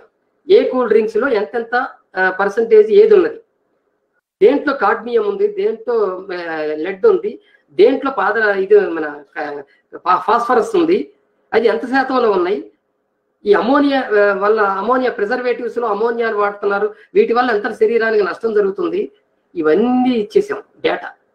అదొక ఫైట్, అదొక ప్రజాస్వామికమైనటువంటి ఫైట్ చేసాం. చేయటం వల్ల దాని ప్రభావం కనిపించి చాలా మంది కూల్ డ్రింక్స్ తాగటం మానేశారు. ఎవరికి ఆ కూల్ డ్రింక్స్ వాళ్ళు మొత్తానికి సంవత్సరానికి 2,000 కోట్ల రూపాయల ఆదాయాన్ని అమెరికాకు పంపించేటువంటి కోకోకోలా కంపెనీ, అట్లాగే మరొక 2,000 కోట్లు పంపించేటువంటి పెప్సీ కంపెనీలు చాలా చోట్ల బాట్లింగ్ యూనిట్స్ ని మూసేసుకున్నాయి. అంత పెద్ద ఫైట్ జరిగింది. ఇది మనం గుర్తుంచుకోవాలి. ఇదంతా ప్రజాస్వామ్యబద్ధంగానే జరిగింది. ఎందుకు? ఇది ప్రజల ఆరోగ్యం మీద జరుగుతున్నటువంటి ఆహార రూపంలో ప్రజల ఆరోగ్యం మీద జరుగుతున్నటువంటి ఒక దాడి. ఆ దాడిని అరికట్టడానికి ఉద్యమాలు చేయాల్సి వచ్చింది. కనుక ఆ స్పృహ ఉండాలంటున్నా. ఆరోగ్యం పట్ల, ఆహారం పట్ల ప్రజల్లో కూడా ఒక వైజ్ఞానిక పరమైన స్పృహని పెంచడం అనేటువంటిది మన ఉద్యమాల్లో ఒక భాగం కావాలి. అది ఉద్యమకారులకు కూడా ఉండాలి. ఆ స్పృహ ప్రజలకు చెప్పటం కాదు, మనకు కూడా ఉండాలి. అందువలన అది లేకుండా పోతే ఏమవుతుందంటే, ప్రజల కోసం చెబుతాం, మన ఇంట్లోకి వస్తే మాత్రం ఆచరించాం అనేది ఎప్పుడైతే కనిపిస్తుందో, అది వెంటనే మన మీద అది రివర్స్ గా మారిపోతుంది. ఎవరైనా సరే క్వశ్చన్ చేసేదానికి అవకాశం ఉంటుంది అనమాట. అందువలన ఇంట గెలిచి రచ్చ గెలువు అనే ఒక ప్రాచీన మన సూక్తి సామెత ఏదైతే ఉందో, అది లౌకికపరమైనటువంటి సామెత. ఉద్యమకారులకు ఉండవలసినటువంటి ఒక ముఖ్యమైనటువంటి లక్షణాన్ని తెలియజేస్తుంది. ఇంట గెలిచి రచ్చగలటం అంటే ఇంట గెలిచి రచ్చగలటం అంటే ఇక్కడ మనం ఈ విషయానికి దాన్ని అన్వయింపు చేసుకున్నప్పుడు మన ఆరోగ్యాన్ని బాగా ఉంచుకుంటూ మనం ఫైట్ చేయడానికి ముందుకెళ్ళాలి. ఏవైతే తాగొద్దు, తినొద్దని చెప్తామో అవి ముందు మనం మానేయాలి. సో ఈ రకమైనటువంటి స్పృహ, ఆహారం పట్ల ఈ రకమైన స్పృహ ఉండాలి. ఆహారం పట్ల రకరకాల ప్రచారాలు వస్తాయి మనకి. ఈవేళ సబ్బులు లేక కాస్మెటిక్స్ కి సంబంధించినటువంటి అడ్వర్టైజ్మెంట్లు తీసి పక్కన పెడితే, ఇక రెండో పెద్ద స్థాయి అడ్వర్టైజ్మెంట్లు ఏంటయ్యానంటే బిస్కెట్లు, చాక్లెట్లు, ఇట్లాంటి ఆహారానికి సంబంధించినటువంటి ఇవి చాలా డేంజరస్. వీటిల్లో ఉన్నటువంటి కెమికల్స్ చాలా డేంజరస్. ఉదాహరణకి డార్క్ ఫ్యాంటసీ అనేటువంటి బిస్కెట్లు ఇప్పుడు ఇవాళ పిల్లలు అడుగుతూ తింటుంటారు. అది ఎంత ప్రమాదకరమో, దాంట్లో ఎంత శాతం హానికరమైనటువంటి పదార్థాలు ఉన్నాయో ఈవేళ డాక్టర్స్ ఓపెన్ గా చెప్తున్నారు. కనుక ఈ స్పృహ, ఈ రకమైనటువంటి ఇది తెలిసిన తర్వాత దీన్ని గురించి మనం ప్రచారం చేయాలి. మనకు స్పృహ రావాలి. మన ఇంట్లో వాటిని బ్యాన్ చేయాలి, వాడుకోవటం మానేయాలి. కనుక ఈ స్పృహ అనేది పెంచుకోవటం అవసరం. ఉద్యమాల్లో అంటే ప్రజా ఉద్యమాల్లో ఇది కూడా ఆహారం పట్ల స్పృహ కలిగి ఉండటం, ఆరోగ్యం పట్ల స్పృహ కలిగి ఉండటం కూడా ఉండాలి. అట్లా ఉంటేనే మనం ఇంకా ఎక్కువ శ్రద్ధతో పనిచేస్తాం, ఎక్కువ నిబద్ధతతో పనిచేస్తాం. అందువల్ల ఆహారం విషయాల్లో మనం ఇవి చూపించాలి. తర్వాత ఆరోగ్యం విషయంలోకి వచ్చేసరికి, ఆరోగ్య విషయంలో కూడా చాలా మంది నీ ఆరోగ్యం బాగుండాలంటే ఇదిగో ఇది తిను, అది తిను అంటుంటారు. మనం చూస్తుంటాం. ఒక ఆయన ఒక ఆయుర్వేద వైద్యుడు లేదా న్యాచురోపతి ప్రకృతి వైద్యుడు రోజుకి ఇదిగో ఇన్ని లీటర్ల నీళ్లు తాగు, ఒక 20 లీటర్లో 18 లీటర్లు నీళ్లు తాగు అంటాడు. మరొక ఆయన వచ్చి ఇదిగో ఈ గింజలే తిను, ఇంకేం తినక్కర్లేదు, నువ్వు ఈ గింజలు తింటే చాలు నీ ఆరోగ్యం బ్రహ్మాండంగా ఉంటుంది అని చెప్తుంటాడు. మరొక ఆయన వచ్చి ఇదిగో జీడిపప్పు తిను, లేకపోతే ఇంకోటి తిను అని చెప్తుంటాడు. ఎవరికి ఇష్టం వచ్చినాయి వాళ్ళు చెప్తూ ఉంటారు. సవాళ్ళు కూడా చేస్తుంటారు. అది తగ్గిపోద్ది, ఇది తగ్గిపోద్ది అని కూడా చెప్తుంటారు. విచిత్రం ఏంటంటే వీళ్ళల్లో ఒక్కళ్ళు కూడా వైద్యులు లేరు. ఏది సైంటిఫిక్ గా వైద్యాన్ని స్టడీ చేసినటువంటి వాళ్ళు లేరు. ఆ శరీరంలో అసలు శరీరం ఎట్లా నడుస్తుంది, దాని మెకానిజం ఏమిటి, దాని యొక్క ఫిజియాలజీ ఏమిటి అనేటువంటిది వీళ్ళకి డాక్టర్లకి అంటే 5-6 సంవత్సరాలు కష్టపడి వైద్యశాలల్లో నేర్చుకున్నటువంటి వైద్య కాలేజీల్లో నేర్చుకున్నటువంటి వాళ్ళకున్న ఆ నాలెడ్జి, ఆ ప్రాక్టికల్ నాలెడ్జి వీళ్ళకి అసలు ఉండదు. కానీ స్టడీ చేస్తారు, అనాటమీ స్టడీ చేస్తారు, లేకపోతే ఫిజియాలజీ స్టడీ. అందువల్ల ఏంటంటే వాళ్ళు ఇప్పుడు సపోజ్ ఒక ఆయన రోజుకి 12 లీటర్ల నీళ్లు 16 లీటర్ల నీళ్లు తాగాలని ఒకప్పుడు చెబితే చాలా మంది అనుసరించారు. నిజమేమన్నా ఆయన చెప్తున్నాడు, టీవీలో చెప్తున్నాడు, మనం అని చెప్పి నీళ్లే తాగి బతుకుతాం అన్నవాళ్ళు కూడా ఉన్నారు. కానీ ఆ విషయం బయటికి తెలిసిన వెంటనే అమెరికన్ డాక్టర్లు దాని మీద వెంటనే ఒక స్టేట్మెంట్ రిలీజ్ చేశారు. ఎక్కువ నీళ్లు తాగటం వల్ల కిడ్నీస్ తొందరగా ఫెయిల్ అవుతాయి, వాటికి లోడ్ ఎక్కువ అవుతుంది, ఉండవలసిన లోడ్ కంటే ఎక్కువ పట్టడం వల్ల, ఎక్కువ పని చేయటం వల్ల అందులో కిడ్నీస్ లో ఉండేటువంటి నెఫ్రాన్స్ కి రోగగ్రస్తం అవుతాయి. అంటే ఫిల్టర్ లాగా పనిచేసే నెఫ్రాన్స్ పోతాయి అని చెప్పి వాళ్ళు చాలా స్పష్టంగా చెప్పారు.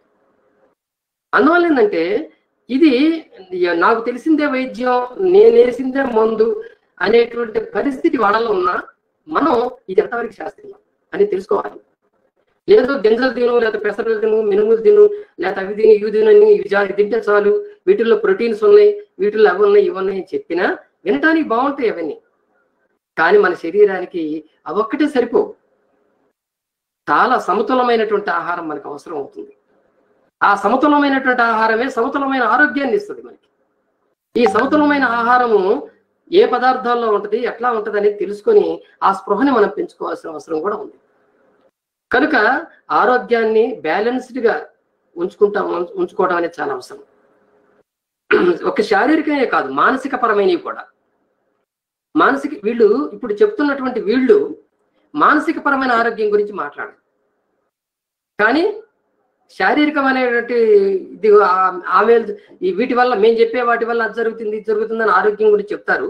మానసిక పరమైనటువంటి ఆందోళనలు లేదా మానసిక రోగాలు లేకపోతే మానసిక పరమైనటువంటి డిప్రెషన్స్ లాంటివి, ఇవన్నీ కూడా ఎంత చెరుపు చేస్తాయి అనే విషయాన్ని కూడా మనం అవగాహనలో ఉంచుకోవాలి. ఇవన్నీ వాళ్ళు చెప్పరు, అవి మనం అవగాహనలో ఉంచుకోవాలి. అలాగే ప్రతిదీ ఉద్యమకారుడు ఎదుటి వ్యక్తితో మాట్లాడటం అనేటువంటి విషయం దగ్గర నుంచి, ఇంట్లో ఉన్నటువంటి సభ్యులతో ఎలా ఉండాలి, ఏ రకంగా వాళ్ళని మన భావజాలం వైపు తిప్పుకోవాలి, లేదా ఏ రకంగా డెమోక్రటిక్ గా అందరి మధ్య సంబంధాలను పెంచుకోవాలి అనేటువంటి విషయం దగ్గర నుంచి, వీటన్నిటి దగ్గర నుంచి కూడా అవగాహన పెంచుకోవాల్సిన అవసరం ఉంది. అవన్నీ ఒకప్పుడు లేవు, కానీ ఇప్పుడు అవసరం. అవన్నీ ఇప్పుడు పెంచుకోవాల్సిన అవసరం ఉంది. డెమోక్రసీ గురించి మనం 10 మందికి చెప్తాం. ఆ చెప్పేవాళ్ళం మన ఇంటి నుంచి మొదలవుతుందా లేదని ఆలోచించాం. అది అవసరం. అది ఆ డెమోక్రసీ అనేది లేకపోతే, ఇంట్లోనే మనకి దాన్ని అనుసరించలేకపోతే ఇంకొకరికి చెప్పేటువంటి నైతిక అర్హత మనకు లేదు. ఇది కూడా మనం గుర్తించాల్సిన అవసరం ఉంది. సో మానసిక ఆరోగ్యం అనేటువంటిది మన ఆలోచనల మీద ఆధారపడి ఉంటుంది. అలాగే మన శరీరం మీద, ఆరోగ్యకరమైన శరీరం మీద కూడా ఆధారపడి ఉంటుంది. ఆరోగ్యకరమైన శరీరం, ఆరోగ్యకరమైన ఆలోచనలు ఉంటే ఆరోగ్యకరమైనటువంటి సమాజ నిర్మాణం కోసం మనం ప్రయత్నం చేయడానికి చాలా ఎక్కువ అవకాశాలు ఉంటాయి. అందువలన కార్యకర్తలకి, ఉద్యమకారులకి ఈ తన ఆరోగ్యాన్ని కాపాడుకోవటం అనేటువంటి విషయం మీద శ్రద్ధ ఉండాలి. అది అంటే పూర్తి శ్రద్ధ దీని మీద ఉంచమంటలేదు మనం. నేను ఇందాకే చెప్పినట్టుగా మనం దేనికి ఎంత విలువ ఇవ్వాలి అనేటువంటిది మనం ఒక చార్ట్ గీసుకోవాలి. ఇంటిని నిర్లక్ష్యం చేయకూడదు, ఉద్యమాన్ని నిర్లక్ష్యం చేయకూడదు, మన వృత్తిని నిర్లక్ష్యం చేయకూడదు, మన ఆరోగ్యాన్ని నిర్లక్ష్యం చేయకూడదు. ఇవన్నీ కూడా ఇట్లాంటి వాటిని అన్నిటి దేనికి ఎంత టైం కేటాయించాలి, దేనికి ఎటువంటి విలువను ఇవ్వాలి అనేటువంటివన్నీ కూడా ఉండాలి. ఉద్యమకారుడు అంటే కేవలం సాంఘిక సమస్యల మీద పోరాడేవాడు ఒకటే కాదు, తనలో తాను పోరాడుతూ తనకు సంబంధించినటువంటి సమస్యలతో తాను పోరాడుతూ బయట సమస్యల గురించి పోరాడేవాడు. అంతేగాని నేల విడిచి సాము చేసేవాడు ఉద్యమకారుడు కాలేడు. అందువల్ల ఈ రకమైనటువంటి అవగాహన అనేటువంటిది ఉద్యమకారుల్లో రావాల్సిన అవసరం ఉంది. ఇంకొకటి, మన ఉద్యమకారులు ఆరోగ్యం కోసం నిర్లక్ష్యం చేస్తున్నటువంటి ఒక అంశం ఉంది. అదేంటంటే వ్యాయామం అనేటువంటిది. చాలా మంది వ్యాయామం చేయరు. నేను కూడా దాన్ని ఒకప్పుడు నిర్లక్ష్యం చేసిన వాడిని. ఎందుకంటే ఈ మిగతా సమస్యలతో పోల్చుకున్నప్పుడు, ఉద్యమ సంబంధించిన సమస్యలతో పోల్చుకున్నప్పుడు ఇవన్నీ చిన్న చిన్నవి అనిపిస్తాయి. వీటి ఏముందిలే, వీటికి విలువ ఏముందిలే అనిపిస్తుంది. మనం రోజు బాగానే తిరుగుతున్నాం, అందరితో అన్ని చోటకి వెళ్తున్నాం, అది వ్యాయామం కాదు శరీరానికి అనిపిస్తుంది. మనం ఇప్పుడు బస్సు ఎక్కాల్సిన చోట నడిచే వెళ్తున్నాం, లేదా సైకిల్ దొక్కుతున్నాం, లేకపోతే మరొకటి చేస్తున్నాం, ఇవన్నీ వ్యాయామాలే కదా. కాబట్టి ఇంకెందుకు నేను చేయటం అనిపిస్తుంది. కానీ శరీరంలో ఏ వృత్తి చేసే వాళ్ళైనా సరే తన యొక్క శరీర అవయవాల్ని కదిలిస్తూ ఉంటారు, కాదనం. కానీ ఇప్పుడు ఆధునిక జీవన శైలిలో ఎక్కువ శాతం, ఎక్కువ సమయాన్ని మన వృత్తిలో కూర్చొని పనిచేయడానికి అలవాటు పడిపోతున్నాం. ఒక సాఫ్ట్వేర్ ఉద్యోగుల గురించి నేను కాదు చెప్తుంది. మీరు ఏ వృత్తి తీసుకున్నా సరే, ఆ వృత్తిలో ఒక కార్పెంటర్ ఉన్నాడు అనుకోండి. ఆ కార్పెంటర్ కూడా కొంత టైమే దాన్ని కూర్చొని దానికి సంబంధించిన పని చేస్తున్నాడు, తర్వాత విశ్రాంతి కోరుకుంటున్నాడు. ఆధునిక జీవన శైలిలో అది వచ్చింది. చాలా ఎక్కువ పూర్వం ఒక్క రోజులో అయ్యే పనిని ఇవాళ 4-5 రోజులకి లేదా వారం రోజులకి తీసుకెళ్ళిపోతున్నాడు, పొలంలో పనిచేసే కూలీలతో సహా అందరూ. కారణం ఏంటంటే అది ఆధునిక జీవన శైలి అట్లా వచ్చింది. అందువల్ల ఇలాంటి ఒక్కొక్క వృత్తి వాళ్ళు వాళ్ళ శరీరంలో కొన్ని అవయవాలకు మాత్రమే పని చెప్తారు, మిగతా అవయవాలను వాళ్ళు పట్టించుకోరు. ఏ పని చేసేవాళ్ళైనా అంతే.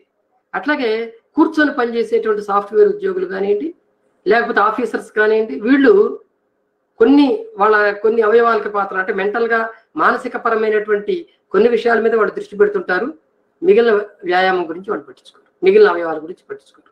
అందువల్ల ఏంటంటే శరీరంలో ఉన్నటువంటి అవయవాలకి, అది లోపల ఉన్న అవయవాలకు కానీ బయట అవయవాలకు కానీ వ్యాయామం ఇవ్వటం అనేటువంటిది ఆ స్పృహ అనేది మనం పెంచుకోవాల్సిన అవసరం ఉంది. అన్ని అవయవాలకు ఇవ్వాలి. ఇది మనం ఇవ్వట్లేదు కాబట్టి, ఈ స్పృహ మనలో లేదు కాబట్టి బయట దీన్ని బిజినెస్ గా వాడుకునేటువంటి వాళ్ళు ఎక్కువయ్యారు. వాళ్ళు ఆ బిజినెస్ కి పెట్టుకున్న పేరు ఏంటంటే యోగా బిజినెస్ పెట్టుకుంటున్నారు ఇప్పుడు వాళ్ళు. దాంతో వాళ్ళు ఏం చెప్తున్నారు, మీరు అనేక మానసికమైనటువంటి ఒత్తిళ్లకు లోనవుతుంటారు, శారీరకమైన ఒత్తిళ్లకు లోనవుతుంటారు, నిరంతర జీవిత సమస్యలతో పోరాడుతుంటారు, మీ మనసు ప్రశాంతంగా ఉండటం కోసం యోగా చేయండి అని చెప్తుంటారు. పోనీ యోగాలో ఏం చేయమని చెప్తుంటారు, ఇదిగో ఆసనాలు వేయండి, ధ్యానం చెయ్యండి, ఇట్లాంటివి చెప్తుంటారు. వాళ్ళు ఈ రెండింటి మీదే దృష్టి పెడతారు, ధ్యానం, ఆసనాలు. నిజానికి దీని మీద, యోగా మీద నేను ఒక క్లాస్ మేము మాట్లాడటం కూడా జరిగింది. ఈ నెల స్వేచ్ఛాలోచన పత్రికలో కూడా దీని మీద ఒక ఆర్టికల్ రాశాను నేను. ఈ యోగా అనేది దాని నేచర్ ఏమిటి, ఆ యోగాలో ఉన్నటువంటి స్వభావం, అది ఎప్పటి నుంచి వచ్చింది, ఎందుకు వచ్చింది, దానివల్ల ఉపయోగాలు ఏంటి, ఇవన్నీ కూడా దాంట్లో టచ్ చేశాను. అయితే వీళ్ళు చెప్పేటువంటి అంశాలు ఏవైతే ఉన్నాయో, వీళ్ళ ఆసనాలు, ధ్యానాలు ఇవేవైతే ఉన్నాయో, ఇవేవి కూడా సైంటిఫిక్ కాదు. ఇవన్నీ కూడా ఎందుకు వచ్చినాయి అంటే, బ్రీఫ్ గా చెప్తున్నాను, ఇవన్నీ ఎందుకు వచ్చినాయి అంటే, పరమాత్మని ఏదైతే అనుకుంటున్నారో ఆ పరమాత్మని ధ్యానించి ఆ పరమాత్మలో మన మనస్సుని ఐక్యం చేసుకోవటం కోసం ఏర్పాటు చేయబడినటువంటి ఇవన్నీ. అసలు యోగం అనే పదానికి అదే అర్థం. యోగం అనే పదానికి అర్థం ఏంటి? జీవాత్మ పరమాత్మలో కలవటం. యోగము అంటే కలవటం. ఈ జీవాత్మ పరమాత్మలో కలవటాన్ని యోగం అంటాం. సో దానికోసం ఏం చేయాలి? 8 మార్గాలు చెప్పాడు ఆయన పతంజలి. ఆ 8ని అష్టాంగ యోగా అని పిలిచారు దాన్ని. ఆ అష్టాంగ యోగంలో ఇవి 2, ఇంకా మిగిలిన 6 ఉన్నాయి. యమ, నియమ, ఆసన, ధారణ, ధ్యాన, ఇవన్నీ ఉన్నాయి. అవన్నీ కూడా 8 రకాలు కూడా అవన్నీ ఇప్పుడు మనకు అవసరం లేదు నిజానికి. ఈ ఎక్కువగా మనకు ఇప్పుడు ఇవాళ కనిపిస్తున్నటువంటి యోగా అంటే ఆసనాలు. ఆసనాలంటే ఎక్కువసేపు నీ శరీర అవయవాల్ని ఒకే స్థితిలో ఉంచటాన్నే ఆసనం అంటారు. అది సుఖకరం ఆసనం అని చెప్పాడు పతంజలి. అవయవాల్ని సుఖకరంగా ఉంచటమే ఆసనం, కదిలించటం కాదు. ఒకే పొజిషన్ లో ఎక్కువసేపు ఉంచటం ఆసనం అన్నాడు. ఇది సైన్స్ కి విరుద్ధం. ఏ శరీర అవయవాన్నైనా సరే ఎక్కువసేపు ఒకే పొజిషన్ లో ఉంచితే అది మరొక ప్రాబ్లంకి దారి తీస్తుంది. కనుక అది అన్సైంటిఫిక్. అట్లాగే ధ్యానం విషయంలో కూడా అంతే. వాళ్ళు చెప్పే ధ్యాన పద్ధతులు కరెక్ట్ కాదు. యోగం చిత్తవృత్తి నిరోధక యోగ అన్నారు. అంటే మానసిక పరమైనటువంటి ఆలోచనల్ని నిరోధించటం యోగం అన్నారు. మానసిక పరమైన ఆలోచనలు నిరోధించడమే మనసు యొక్క పని ఏమిటి? ఆలోచించటమే, అట్లాగే ఆదేశించటమే. ఇది చేయకుండా దాన్ని ఆ పని నుంచి తప్పించేస్తే అది ఆరోగ్యం ఎట్లవుతుంది? అది ఆరోగ్యం కాదు. కాకపోతే వాళ్ళు ఎందుకు చెప్పారు ఆ రోజుల్లో అంటే, ఇవన్నీ పక్కన పెడితే పరమాత్మ గురించి జీవాత్మ పరమాత్మలో కలవటానికి ప్రయత్నం చేస్తుంది. ఈ ఇతరమైనటువంటి విషయాల జోలికి వెళ్ళకపోతే జీవాత్మ పరమాత్మలో ఐక్యం అవడానికి తేలిక మార్గం ఏర్పడుతుందని వాళ్ళ ఉద్దేశం. అందువలన యోగా వచ్చింది. అయితే ఆ యోగాను ఆధారంగా చేసుకుని ఈవేళ అనేక వందల రకాల పేర్లు పెట్టి, సుదర్శన యోగా అంటాడు ఒక ఆయన, క్రియా యోగా అంటాడు ఒక ఆయన, సహజ యోగా అంటాడు ఒక ఆయన, సిద్ధ యోగా అంటాడు ఒక ఆయన, ఇట్లా రకరకాల పేర్లు పెట్టి ఆ పేర్లు పెట్టి బిజినెస్ చేసుకోవటం అనేటువంటిది చేస్తున్నారు. ఇవన్నీ ఆరోగ్యానికి సంబంధించినవి అంటారు వాళ్ళు. అక్కడ వస్తుంది మనకి సమస్య. ఎస్, నా ఆరోగ్యంతో ఈ ఆరోగ్యాన్ని ఇస్తాయని పతంజలి చెప్పలేదు, ఎక్కడ చెప్పలేదు. యోగ శాస్త్రంలో పతంజలి యోగా ఆయుర్వేదం, యోగం అనేటువంటిది ఆరోగ్యం కోసం అని ఎక్కడ ఒక్క మాట కూడా చెప్పలేదు. కాబట్టి వీళ్ళు అవన్నీ కల్పించుకుంటున్నారు బిజినెస్ కోసం. సరే, పోని వీళ్ళు చెప్పేటువంటి ఆసనాలు లేకపోతే వీళ్ళు చెప్పేటువంటి పద్ధతులను ఉపయోగించి ఏదైనా రోగాన్ని తగ్గించగలరా? దీని మీద చాలా మంది డాక్టర్లు సవాల్ చేశారు యోగుల్ని. ఒక్కడు కూడా నిలబడలేకపోయాడు. ఒక్క వ్యాధి కూడా యోగా నయం చేస్తుంది అనేది రుజువు కాలేదు ఇంతవరకు. దాని మీద ఒక ఆయన ₹1,00,00,000 ఒక డాక్టర్ మంగళూరులో ఉంటాడు, ఆయన పేరు కక్కలియ, ఇప్పుడు గుర్తు రావట్లేదు, శ్రీనివాస్ కక్కలియ. ఎస్, శ్రీనివాస్ కక్కలియ అనేటువంటి ఒక ఆయన ఎప్పుడు సవాల్ చేశాడు. యోగా ఏ వ్యాధిని నయం చేయదని చెప్పి ఆయన చేశాడు. ఆయన ఎండి అక్కడ. సో ఫేమస్ డాక్టర్, ఇంటర్నేషనల్ గా ఫేమస్ ఉంది ఆయన.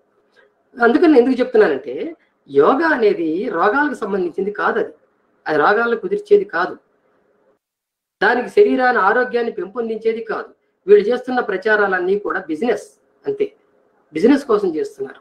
మనల్ని ఈ ఫారిన్ మన ఎంఎన్సీలు కానీ ఇతర బిజినెస్ సంస్థలు కానీ ఏ విధంగానైతే ఆహారం పట్ల వాళ్ళ బిజినెస్ పెంచుకోవడం కోసం అనేక అడ్వర్టైజ్మెంట్లు తీసుకొచ్చి మన మీద కుప్పిస్తున్నాయో, ఈ దేశంలో ఉన్నటువంటి యోగ గురువులు కూడా, ఈ పతంజలి లాంటి వాళ్ళు మన రామ్దేవ్ బాబా లాంటి వాళ్ళు, వీళ్ళందరూ కూడా అలాగే కుప్పిస్తున్నారు.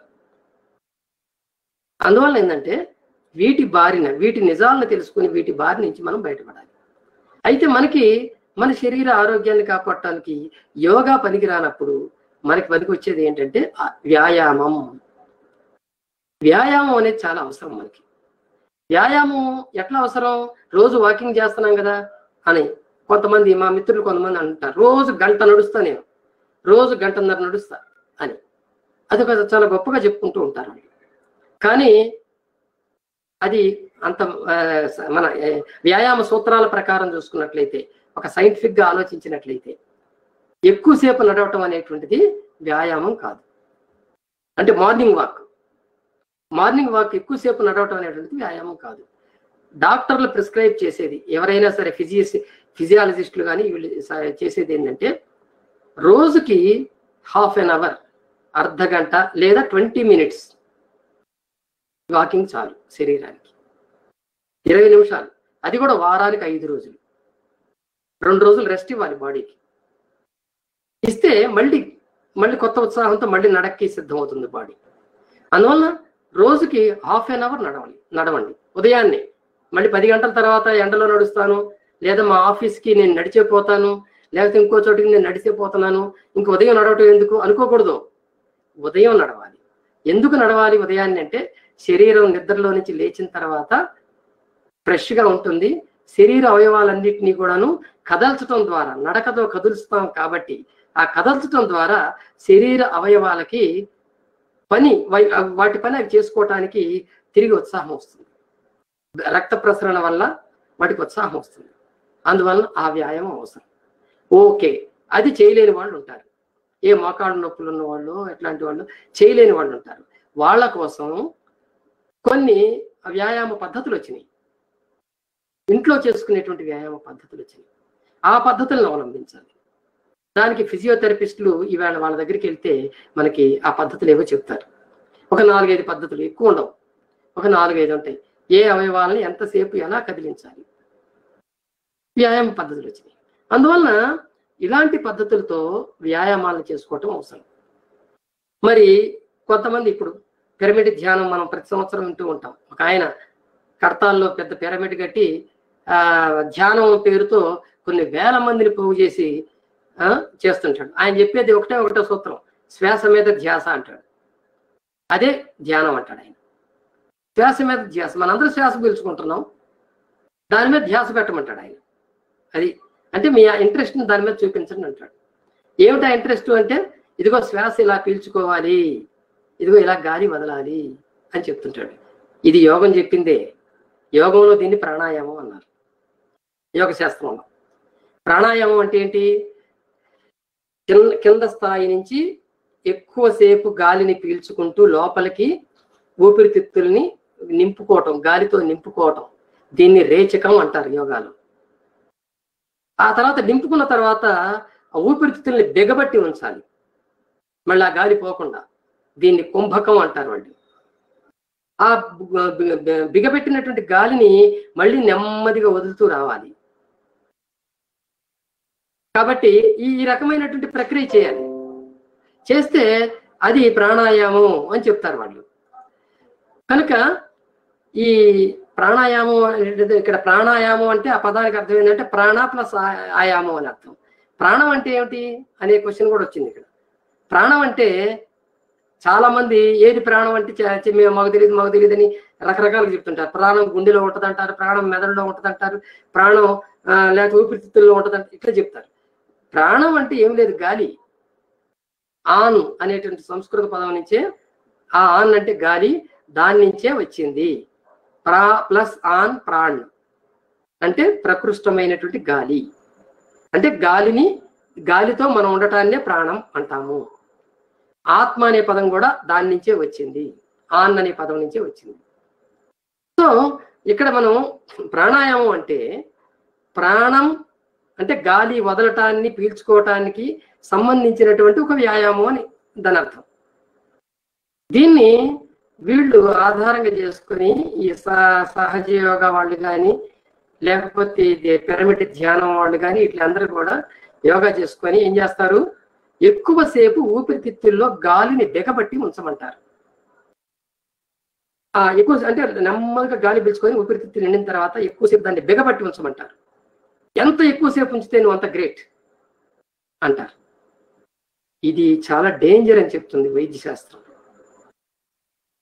ఊపిరితిత్తుల్లో ఉన్నటువంటి ఆ బ్లడ్ని ప్యూరిఫై చేసేటువంటి, ఫిల్టర్ చేసేటువంటి ఏవైతే ఉన్నాయో అవి డ్యామేజ్ అవుతాయి. దానివల్ల డ్యామేజ్ అయితే ఊపిరితిత్తులకి సంబంధించిన జబ్బులు వస్తాయి. వీళ్ళు మాత్రం అది పట్టించుకోరు, చెప్పేస్తూ ఉంటారు. అందువల్ల ఏంటంటే వైద్య శాస్త్రం కూడా ఏం చెప్తుందంటే ఈ విషయంలో, ఫిజియోథెరపీ కూడా ఎస్ గాలి పీల్చుకోవటం వదలటం మంచిదే. ఎట్లా? ఒక ముక్కు మూసేసి అట్లా రెండో ముక్కుతో గాలి పీల్చుకోండి. ఎక్కువ ఒక 2-3 సెకండ్స్ మాత్రమే ఊపిరితిత్తుల్లో ఉంచుకోండి, మళ్ళీ దాన్ని వదలండి, స్లోగా వదలండి, స్లోగా పీల్చుకోండి. అట్లా ఒక ముక్కుతో 5 సార్లు చేయండి, ఇంకొక ముక్కుతో ఇంకొక 5 సార్లు చేయండి, అంతే. సింపుల్ అయిపోతుంది. దీనివల్ల ఏమవుతుందంటే ఊపిరితిత్తులకి వ్యాయామం జరుగుతుంది. అందువల్ల ఇట్లాంటి ఏవైతే ఫిజియోథెరపిస్టులు చెబుతున్నారో అలాంటివి చేసుకోవాలి మనం. దీనివల్ల లంగ్స్ కి వ్యాయామం జరుగుతుంది. ఆ లంగ్స్ లో ఉన్నటువంటి ఏవైతే ఉన్నాయో ఆ ప్యూరిఫై చేసేటువంటి ఓల్వలోయో ఏదో అంటారు వాటిని మనం వ్యాయామం అందించిన వాళ్ళం అవుతాం. సో అది ఊపిరితిత్తులు, శ్వాసనాళం, ముక్కుల దగ్గర నుంచి గొంతులో నుంచి శ్వాసనాళం ఊపిరితిత్తుల వరకు కూడా అది చాలా మంచిది, బాగా ఉపయోగపడుతుంది అనేటువంటిది వాళ్ళు చెప్పే మాట. ఇంకోటి మీకు కొన్ని చెప్తాను. నైట్ చాలా మందికి మన కార్యకర్తలకి ఈ రకరకాల వ్యాపకాల్లో ఉండి పుస్తకాలు చదివో లేకపోతే పనులు చేసో లేకపోతే కార్యక్రమాల్లో నిమగ్నమై ఉండో వచ్చి అవే ఎప్పుడు మనసులో పీడిస్తూ ఉంటాయి. అరే రేపేం చేయాలి, ఇవాళ ఏం చేసాము, ఎవరితో గొడవ పడ్డాము, ఎవరేమన్నారు, ఇవన్నీ కూడా మనసులో తొలిచివేస్తుంటాయి. నిద్ర పట్టదు ఒక్కోసారి నైట్. ఆ నిద్ర పట్టినప్పుడు చిన్న 2 సింపుల్ ట్రిక్స్ ఉన్నాయి, ఏం అక్కర్లా దానికి కూడా, అవి కూడా వ్యాయామానికి సంబంధించినవి. ఆ సింపుల్ ట్రిక్స్ ఏంటంటే జస్ట్ పడుకొని మంచం మీద పడుకొని ఫ్రీగా ఉండి ముందు నోటి ద్వారా నాలుకని పైకి అంగిలిలోకి మడతపెట్టి గాలి లోపలికి పీల్చుకోండి.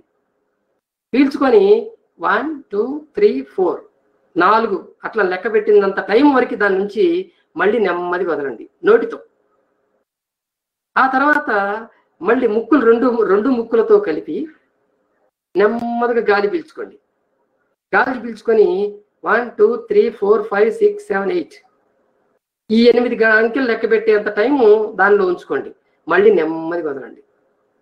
తర్వాత మళ్ళీ నోటితో పీల్చుకోండి. ఈసారి నోటితో పీల్చుకున్నప్పుడు 8 టైమ్స్, అంటే 8 అంకెలు లెక్క పెట్టేంత వరకు లోపల ఉంచండి గాలి, మళ్ళీ వదలండి. తర్వాత ముక్కులతో పీల్చండి, మళ్ళీ వదలండి. ఇట్లా 2 టైమ్స్ నోటితో 2 టైమ్స్ ముక్కులతో చేసి చూడండి, మీకు వెంటనే ఆవలింతలు వస్తాయి. ఆవలింతలు వస్తాయి. ఇక మనసులో ఇంకా అప్పటికి కూడా ఏమన్నా ఆలోచనలు ఉంటే ఇవన్నీ ఇప్పుడు కాదు అని మీ బ్రెయిన్కి ఒక సజెషన్ ఇవ్వండి. ఇవన్నీ ఇప్పుడు కాదు, తీసి పక్కన పడి రేపు చూద్దాం అనుకొని కళ్ళు మూసుకొని పడుకోండి, నిద్ర వచ్చేస్తుంది. ఇవి చిన్న ట్రిక్స్ అన్నమాట. ఇవి ఏ యోగా అవసరం లేదు దీనికి. ఇవన్నీ మన బాడీకి సంబంధించిన ఫిజియోథెరపిస్టులు, డాక్టర్లు చెప్పేటువంటి అంశాలన్నీ చాలా మనం తెలుసుకోవాల్సినటువంటి విషయాలు. సో నిద్ర పట్టకపోవడం అనేది ఉండదు, ఇంకా క్రమంగా అలవాటు అయిపోతుంది మనకి. అలాగే అప్పటికి నిద్ర పట్టకపోతుంటే నైట్ స్నానం చేయటం కానీ పాలు తాగటం ఇట్లా కొన్ని చెప్పారు, అవి కూడా చేయొచ్చు. అంతేగాని యోగాసనాలు వేసి అవి చేసి ఇవి చేసి శరీరాన్ని కష్టపెట్టడం అనేటువంటిది అశాస్త్రీయం. ఆరోగ్యాల్లో ఇది ఒకటి చాలా ముఖ్యం అన్నమాట. ఈ విధంగా మనకి ఆ వ్యాయామ విద్యలో ఇవన్నీ కూడా మనం నేర్చుకోవాల్సి. చిన్నప్పుడు మనకి స్కూళ్ళల్లో మనం గుర్తుపెట్టుకోండి, చిన్నప్పుడు మనకి స్కూళ్ళల్లో డ్రిల్ మాస్టారు ఉంటారు. ఆయన చిన్నప్పటి నుంచి ఎక్సర్సైజులు నేర్పుతారు మనకి. ఆ ఎక్సర్సైజులు పెద్ద అయిన తర్వాత కూడా మనం చేయొచ్చు. పెద్ద అయిన తర్వాత చేయొచ్చు. ఎంతో ఒక 20 minutes 15 minutes మనం టైంని ఎక్సర్సైజులకు గనక కేటాయిస్తే, అదే బయటకు నడవలేనటువంటి వాళ్ళు లోపల ఇంట్లో ఉండి చేసే ఎక్సర్సైజులు వీటిని కూడా భాగంగా చేసుకొని ఆ ఎక్సర్సైజులు కనుక మనం చేసుకుంటే చాలు, శరీరానికి చాలా ఉపయోగపడుతుంది. బ్రెయిన్ ఎక్సర్సైజులు ఉన్నాయి. మన బ్రెయిన్కి అల్జీమర్స్ లాంటివి మనకి చాలా మందికి వస్తూ ఉంటాయి. ఈ మధ్య చాలా కొంతమంది మన మిత్రులు చనిపోతున్నారు అల్జీమర్స్ లాంటివి ఎక్సర్సైజులు చేయటం అనేటువంటి చాలా అవసరం. బ్రెయిన్కి ఎక్సర్సైజులు అవి. అదిగో ఆ ఎక్సర్సైజులు చేయటం వల్ల మనకి నెట్లో చూసుకోండి, కొన్ని దొరుకుతాయి. అది కూర్చొని సింపుల్ అండి, ఇవన్నీ చాలా సింపుల్, 5 నిమిషాలు కూడా పట్టదు. కళ్ళు మూసుకొని ఇతర ఆలోచనలు మానేసి ఒకటి దగ్గర నుంచి ఒక 50 వరకు అంకెలు లెక్క పెట్టుకుంటే, ఆ లెక్క పెట్టుకునేటప్పుడు కూడా ఆ అంకెలు మనకి మనసులో ఏదో బ్లాక్ బోర్డ్ మీద అంకెలు వేస్తున్నట్టుగా కనిపించాలి. 1 2 3 అనేటువంటిది బ్లాక్ బోర్డ్ మీద మనం రాస్తున్నట్టుగా మనం ఊహించుకొని ఆ అంకెలను చూస్తూ 1 2 3 అని లెక్క పెట్టుకుంటా ఉంటే సరిపోతుంది. మళ్ళీ రివర్స్ రావాలి. 50 వరకు లెక్క పెట్టిన తర్వాత 50 నుంచి 49 48 47 46 ఇట్లా నెమ్మదిగా స్పీడ్గా కాకుండా నెమ్మదిగా లెక్క పెట్టుకుంటూ అవి వాటిని చూస్తూ ఉండాలి, మానసికంగా చూస్తూ ఉండాలి. చూస్తూ ఉంటే బ్రెయిన్ ఎక్సర్సైజ్ అవుతుంది. లేదు, ఇంకొకటి సింపుల్ చెప్తాను. మీకు అందరికీ నెలలు తెలుసు. జనవరి, ఫిబ్రవరి, March, April, May, June, July, August, September, October, November, December. మళ్ళీ December, November, October, September, August, July, June, May, April, ఫిబ్రవరి, జనవరి, అట్లా రివర్స్లో రావటం. అలాగే మధ్యలో మొదలుపెట్టి మళ్ళీ ఆ చివరికి ఏప్రిల్ దగ్గర నుంచి మొదలు పెట్టండి, పోని మళ్ళీ మార్చి దగ్గరికి రండి, అట్లాగే మార్చి దగ్గర నుంచి రివర్స్లో మళ్ళీ ఏప్రిల్ దగ్గరికి రండి. ఇట్లా ఇవి లెక్క పెట్టేటప్పుడు వేరే ఆలోచనలు లేకుండా అవి మన కళ్ళ ముందు కనపడుతున్నట్టుగా మనసులో కనపడుతున్నట్టుగా ఊహించుకుంటూ వాటిని చూస్తున్నట్టుగా మనం జ్ఞాపకం చేసుకోవాలి. చేస్తూ ఉంటే అది బ్రెయిన్ ఎక్సర్సైజ్ అవుతుంది. పూర్వకాలంలో ఋషులు, మునులు వీళ్ళందరూ కూడా చేతిలో రుద్రాక్ష మాలలు పట్టుకొని కళ్ళు మూసుకొని మేము తపస్సు చేస్తున్నాం, మాకు బోలెడు శక్తులు వస్తున్నాయి దానివల్ల అని ప్రచారం చేసింది ఏమిటి అంటే ఇదే. నిజానికి వాళ్ళు చేసింది ఏమీ లేదు. వాళ్ళు ఏం చేశారంటే ఒక పదాన్ని, ఒక దేవుడి పేరు లేకపోతే ఇంకేదో పేరు తీసుకోండి, ఆ పదాన్ని తీసుకొని అనేక సార్లు ఉచ్చరిస్తూ కూర్చుంటారు. ఎన్నిసార్లు ఉచ్చరించాము అని తెలుసుకోవడం కోసం రుద్రాక్షలు తిప్పుతుంటారు చేతిలో. ఆ రుద్రాక్షల్లో ఒకటి పెద్దది ఉంటుంది, మిగిలిన చిన్న చిన్నవి ఉంటాయి. ఆ పెద్దది ఒక రౌండ్ వచ్చింది అంటే అది 108 రుద్రాక్షలు దాటి వచ్చింది అనమాట. అంటే ఒక 108 సార్లు మనం దాన్ని చదివామని అర్థం. అప్పుడు ఏం చేస్తాడు, రెండో చేత్తో ఒక వేలు ముందుకు తీస్తాడు. ఇంకోసారి ఈ 108 అయిపోయినప్పుడు రెండో వేలు ముందుకు తీస్తాడు. ఇంకోసారి అయిపోయినప్పుడు మూడో వేలు ముందుకు తీస్తాడు. అట్లా ఈ వేళ్ళు తీయటం అనేటువంటి పెట్టుకుంటాడు. లేదంటే ఆ రెండో చేతిలో కూడా ఇంకొక రుద్రాక్ష మాల పెట్టుకొని ఇది ఒకసారి అయిపోగానే ఒక రుద్రాక్ష తిప్పుతాడు, ఇంకోసారి అయిపోగానే ఇంకో రుద్రాక్ష తిప్పుతాడు. అట్లా ఏమి లేదు. ఇదంతా కూడా ఆ దేవుణ్ణి స్మరించుకోవటానికి ఆయన చేస్తున్న పని. దీనివల్ల ఏమిటి ఉపయోగం? ఏమీ లేదు. దీనివల్ల ఎటువంటి ఉపయోగం? వాళ్ళకి శక్తులు వస్తాయి, వాళ్ళు చాలా గొప్పవాళ్ళు అవుతారు, వాళ్ళు చాలా మనకు లేనటువంటి వాటిని తెలుసుకోగలుగుతారు, త్రిలోక జ్ఞానం అనేటువంటి, త్రికాల జ్ఞానం అనేటువంటి వాళ్ళకి వస్తుంది. ఇవన్నీ కల్పితాలు. ఈ బ్రెయిన్ ఎక్సర్సైజ్ చూడటానికి ఆ తపస్సు చేస్తున్నట్టుగా అనిపిస్తుంది చూసే వాళ్ళకి. నిశ్చలంగా కూర్చొని ఆలోచిస్తూ ఎన్ని చేస్తూ ఉంటే వీడేదో తపస్సు చేస్తున్నాడు రా అనిపిస్తుంది. కానీ మనం చేసేది ఎంత టైము? ఒక 4-5 నిమిషాలు పడుతుందేమో నంబర్స్ లెక్క పెట్టడానికి, రివర్స్ లెక్క పెట్టడానికి. అలాగే నెలలు లెక్క పెట్టచ్చు, అలాగే డేస్ లెక్క పెట్టచ్చు. Sunday, Monday, Tuesday, Wednesday, Thursday, Friday, Saturday, Friday, Thursday, Wednesday, Tuesday, Monday, Sunday, ఇట్లా రివర్స్ లెక్క పెట్టుకోండి. ఇవన్నీ చేయటం వల్ల ఏమవుతుందంటే బ్రెయిన్ ఎక్సర్సైజ్ ఇచ్చినట్టు అవుతుంది. ఇవన్నీ మనం తెలుసుకోవాలండి. ఇట్లాంటివి ఆ ఆధ్యాత్మిక భావజాలం నుంచి బయటకు వచ్చేటప్పుడు వ్యాయామానికి మనం ఇంపార్టెన్స్ ఇవ్వాలి. ప్రతి అవయవానికి వ్యాయామం ఇవ్వటం అనేటువంటిది చాలా అవసరం. అది ఏ వయసులో ఉన్న వాళ్ళైనా ఇవ్వచ్చు. ముఖ్యంగా హై స్కూల్ స్టడీస్ దగ్గర నుంచి వ్యాయామ విద్యకున్న అవసరాన్ని ప్రభుత్వాలు గుర్తించి దాన్ని ఒక అంశంగా పాఠశాల విద్యలో పెట్టారు. కాలేజీ విద్యకి వెళ్ళిన తర్వాత కూడా ఇవి ఉన్నాయి, కానీ ఎవరు పాటించరు, దాన్ని పట్టించుకోరు. ఆ తర్వాత నుంచి అసలు పట్టించుకోరు. కాలేజీ అయిపోయిన తర్వాత ఉద్యోగాలు అయిపోయిన తర్వాత సంసారాలు అయిన తర్వాత పిల్లలు వాళ్ళ జీవితాలు, ఆ తర్వాత ముసలితనం, అంతే.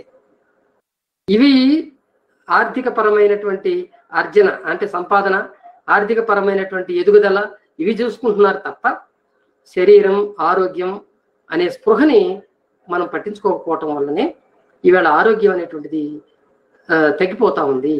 మన ఈ కాలానికి తగినటువంటి జీవన శైలిని మన జీవితంలోకి తీసుకురావట్లేదు. ఆధునిక జీవన శైలి పేరుతో మన శరీరాన్ని అనేక ఇబ్బందులు గురి చేస్తున్నాము.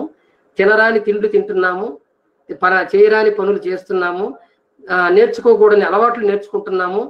ఇవన్నీ చేయటం వల్ల అవి మన మీద ప్రభావం చూపుతున్నాయి. మన శరీరం అనేటువంటిది ఒక ప్రయోగశాలగా మారిపోయింది వీటన్నిటికీ. అందువలన ఆ ప్రయోగాలు విఫలమయ్యి శరీరం డ్యామేజ్ అవుతుంది. మన జీవితాన్ని, మన సంపాదనని ఆసుపత్రులకి, కార్పొరేట్ ఆసుపత్రులకి ధారపోయటం మాత్రమే జరుగుతుంది. ఇవన్నీ కూడా మనం గుర్తించాల్సిన అవసరం ఉంది. అందువలన ఉద్యమ కార్యకర్తలకి ఆరోగ్య స్పృహ అనేటువంటిది చాలా ముఖ్యమైనటువంటిది. అది దాన్ని నిర్లక్ష్యం చేయకూడదు. ఆ నిర్లక్ష్యం చేస్తే దాని ప్రభావం మన ఉద్యమాల మీద పడుతుంది. 10 సంవత్సరాలు గట్టిగా పనిచేయగలిగిన వాడు 5 సంవత్సరాలే చేస్తాడు. తర్వాత అకాల మరణాలు కూడా తెచ్చుకుంటాడు కావాలని. అకాల మరణాలు అంటే యాక్సిడెంట్లు కాదు, ఈ రోగాల పీడనకు గురైపోయి అకాల మరణాలు అంటే ఇంకెక్కువ కాలం బ్రతకాల్సిన వాడు తక్కువ కాలం బ్రతకటం అనేటువంటిది జరుగుతూ ఉంటుంది అన్నమాట. ఇవన్నీ కూడా మనం గుర్తించాలి. సో మనం యూట్యూబ్ వీడియోల్లో చూసేటువంటి ఆరోగ్యపరమైనటువంటి చిట్కా వైద్యాలు, లేకపోతే ఇంకొక ఇప్పుడు అది గవర్నమెంట్ కూడా ప్రచారం చేస్తుంది అలాంటి చిట్కా వైద్యాలని ఆయుష్ పేరుతో ఇవాళ గవర్నమెంట్ కూడా అట్లాంటి చిట్కా వైద్యాలకి అనుమతిస్తుంది, ప్రచారం చేస్తుంది. అందువల్ల అవన్నీ పక్కన పెట్టండి. ఎవరు చెప్పారనేది కాదు, ఆ చెప్పింది ఏమిటి అనేది కావాలి. ముఖ్యంగా ఆ చెప్పిన దాన్ని పరిశీలించాలి. అది ఎంత పెద్దవాడు చెప్పినా సరే పక్కన తోసేసేయాలి. అందువలన ఇప్పుడు మీకు ఎగ్జాంపుల్, మొన్న కరోనా టైంలో చూసారా, పతంజలి మేము కరోనాకు ముందు కొనుక్కున్నాం ఆయుర్వేదం ప్రకారం అని ముందుకు వస్తే వెంటనే ఆయుష్ దాన్ని ఖండించింది. దానికి పర్మిషన్ ఇవ్వాల. ఎందుకు ఇస్తే మిగిలిన దేశాలు ఊరుకోవు, మాకు కావాలి అని అడిగితే ఇదంతా ట్రాష్ అని చెప్పి దేశం పరువు తీసి పారేస్తుంది. అందువల్ల ఏంటంటే వాళ్ళు జాగ్రత్త పడి దానికి మందు లేదన్నారు. అదే ఆయుష్ ఇంకొక హోమియో వైద్యమో లేకపోతే ఇంకొక ఆయుర్వేద వైద్యమో లేకపోతే మరొక నేచురోపతియో ఏదో ఒకటి, ఇదిగో ఫలానా మందు ఫలానా దీనికి చక్కగా పనిచేస్తుంది అని చెప్తే, ఎస్ మన పూర్వీకులు ఎప్పుడో చెప్పారు, ఇది మన వాళ్ళు చాలా గొప్పవాళ్ళు అని తన ఆకాశానికి ఎత్తేస్తారు. అది ఎంతవరకు కరెక్ట్, దాని ప్రయోగాల్లో దానికి ఎక్కడ ప్రయోగాలు జరిగినాయి, ఎవరి మీద ప్రయోగించారు, ఏ రిజల్ట్ వచ్చింది, దానికి ఎన్నిసార్లు దాని రిజల్ట్ని చెక్ చేసుకున్నారు, ఇవన్నీ కూడా ఎక్కడ ఆలోచించలేదు.